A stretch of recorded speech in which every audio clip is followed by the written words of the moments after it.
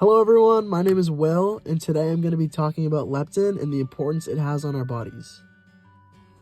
Leptin is important in helping us regulate our diets so that we know when to start and stop eating. It is a satiety hormone in our bodies that is produced from white adipose tissue. White adipose tissue is the main type of fat in our body. It's located beneath the skin, around internal organs, and in the middle cavity of our bones. The adipose tissue sends the leptin into the bloodstream as it eventually makes its way to the brain. Once it gets to the brain, it's able to bind to specific leptin receptors in the hypothalamus that send our brain a message that we are full. Leptin doesn't affect your hunger levels and food intake from meal to meal, but rather acts to alter food intake and control energy stores over a longer period of time to help maintain your normal weight. Fat cells make leptin. They have a direct correlation, so the more fat you have, the more leptin you have. Knowing this fact, you would automatically assume that obese people don't get hungry as often because of how much leptin they produce, but this surprisingly is not the case. Obese people have so much leptin piling up in their body that their leptin receptors start to resist the hormone, and this is called leptin resistance. This resistance is the receptor's way of protecting themselves from the massive tide of the hormone.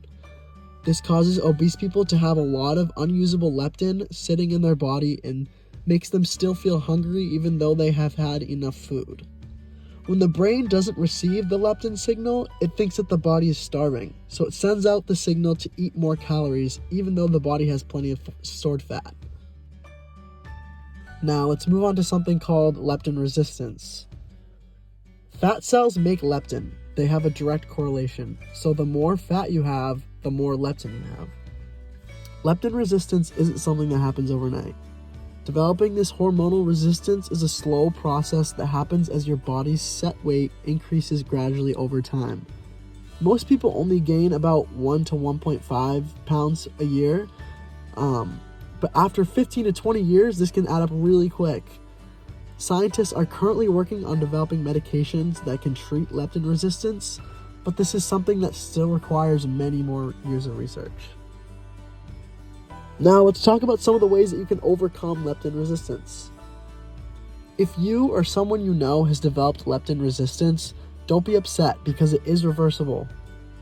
The fastest way to overcome leptin resistance is simply by living a healthy lifestyle. Drinking plenty of water a day, around 100 ounces for an adult, getting plenty of sleep, around 7 to 8 hours a night, and eating a diet that is high in protein and high in fiber. Also, fasting in between meals, this means no snacking, and working out consistently with strength training. And if you're wondering how much leptin is in your body, a blood test can check the amount of leptin in a blood sample taken from a vein in your arm. Healthcare providers don't routinely test for leptin levels. They typically only consider ordering leptin tests if someone has obesity and has persistent hunger. In general, normal ranges for leptin levels include 0.5 to 15.2 nanograms per milliliter for adult females and 0.5 to 12.5 nanograms per milliliter for adult males. There's so much research and talk around having too much leptin, but none around having too little leptin. It's very rare to have lower than normal leptin levels, aka hypoleptinemia. The main condition associated with low leptin levels is called congenital leptin deficiency, which is a genetic condition where you're born with that prevents your adipose tissue from producing leptin. Without leptin, your body thinks it has no body fat, which then signals intense, uncontrolled hunger and food consumption. Because of this, congenital leptin deficiency results in class 3 obesity in children and delayed puberty.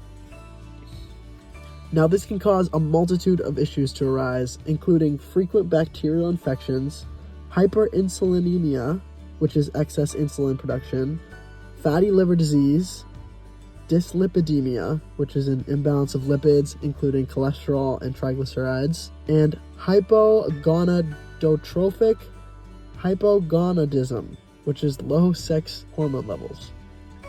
Leptin was only discovered in 1994, so it's still being researched to understand all of its effects.